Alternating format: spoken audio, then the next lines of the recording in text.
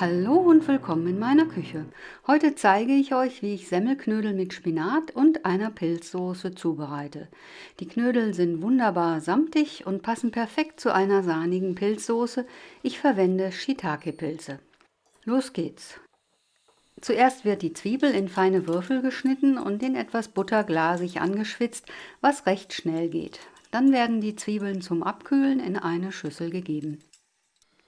Der gewaschene junge Spinat wird in dieselbe Pfanne gegeben und unter Wänden angebraten, bis er zusammenfällt und nur noch ein kleines Häufchen Elend ist. Das hat bei mir ungefähr eine gute Minute gedauert. Anschließend wird der Spinat in ein Sieb gefüllt und mit einem Löffel ausgedrückt, damit überschüssiges Wasser abtropft. Hier sieht man gut, wie viel Flüssigkeit noch austritt. Durch das Sieb und den Löffel gelingt das einfach, vor allem auch, weil der Spinat noch ziemlich heiß ist. Nun wird der Spinat grob gehackt und zum Abkühlen beiseite gelegt. In die Schüssel mit den angebratenen, abgekühlten Zwiebeln kommen jetzt die Milch, ein Ei und der Magerquark.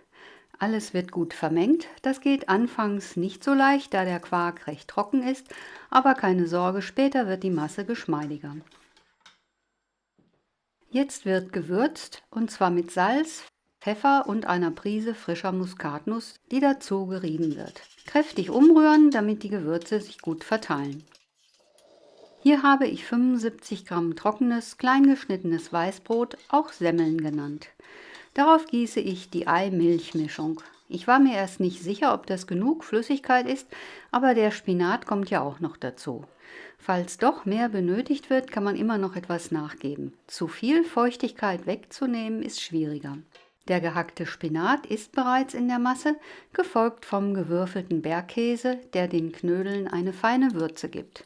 Erst wird alles mit einem Löffel grob vermengt, dann kann man mit der Hand testen, wie sich die Masse anfühlt. Jetzt sollte man auch einmal abschmecken.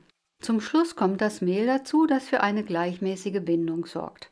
Alles wird natürlich gut untergerührt. Bei meinen kleinen Mengen klappt das mit einem Löffel, bei größeren Mengen würde ich lieber mit den frisch gewaschenen Händen arbeiten. Jetzt braucht der Teig eine halbe Stunde Ruhezeit, damit er gut durchziehen kann und wobei er bei mir auch noch etwas fester geworden ist. Perfekt, um schon einmal einen Topf mit Wasser für die Knödel aufzusetzen und die Pilze vorzubereiten, also säubern und in Stücke schneiden. Bei Shiitake-Pilzen entferne ich immer auch die Stängel. Nun geht es ans Portionieren der Knödel. Der Teig reicht für 4 Stück. Ich weiß, wie schwer meine Rührschüssel ist, weil ich mir das darauf notiert habe. Also wiege ich die Schüssel samt Teig, ziehe das Eigengewicht ab und teile durch 4. So weiß ich genau, wie schwer jeder Knödel sein sollte. Wer das für pingelig hält, be my guest. Jetzt kann man die Knödel mit leicht befeuchteten Händen formen, indem man sie zwischen den Handflächen rollt. Das Wasser für die Knödel kocht inzwischen. Die Knödel werden hineingegeben, das kühlt das Wasser etwas ab, was gut ist. Es darf nicht mehr sprudelnd kochen, sonst zerfallen die Knödel. Sie müssen nur leise köcheln und das für etwa 10 bis 12 Minuten. Nun zu den Pilzen. Ich verwende Shiitake-Pilze. Die Stiele habe ich entfernt, die Köpfe halbiert. Die Pilze kommen in eine heiße Pfanne mit etwas Butter und werden goldbraun angebraten. Ich gebe immer ein paar Tropfen Zitronensaft dazu, die Säure unterstreicht das Aroma. Natürlich wird auch noch mit Meersalz und Pfeffer gewürzt. Wasser brauchen die Pilze nicht, sie braten einfach in der Butter an und entwickeln dabei herrliche Röstaromen. Nach einer Weile geben sie von selbst Flüssigkeit ab. Das ist der richtige Moment, um die Sahne dazuzugeben. Darin können die Pilze noch etwa 5 bis 8 Minuten garen. Die Sahne dickt dabei ein und wird zu einer schön sämigen Soße. Zum Schluss wird natürlich nochmal abgeschmeckt.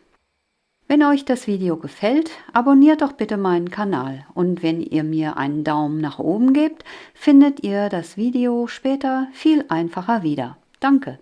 Das sind die simmernden Knödel, sie sind jetzt fertig und werden direkt zu den Pilzen gegeben. Hier sind meine vorgewärmten Teller. Erst kommen die Pilze darauf, dann die Semmelknödel und obendrauf noch ein Klecks Sahne.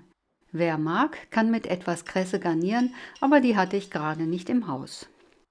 Fertig ist das Essen und alle alten Brötchen sind sinnvoll verwertet.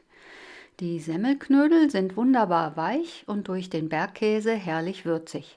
Ich finde, sie sind die ideale Beilage zu Pilzen. Wer mag, kann auch einen grünen Salat dazu servieren. Aber das muss nicht unbedingt sein. An kalten Tagen ist weniger oft mehr und mir reicht dieses einfache, wärmende Essen vollkommen. Ich hoffe, ihr probiert diese Semmelknödel einmal aus.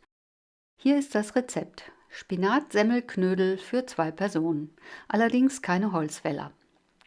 75 Gramm trockenes Weißbrot in feine Würfel geschnitten, eine kleine Zwiebel, 10 Gramm Butter zum Anbraten, 100 Gramm Spinat frisch, 25 Gramm Milch, 25 Gramm Quark, 40 Gramm Bergkäse gewürfelt, 10 Gramm Mehl, Meersalz, Pfeffer, eine kleine Prise Muskatnuss.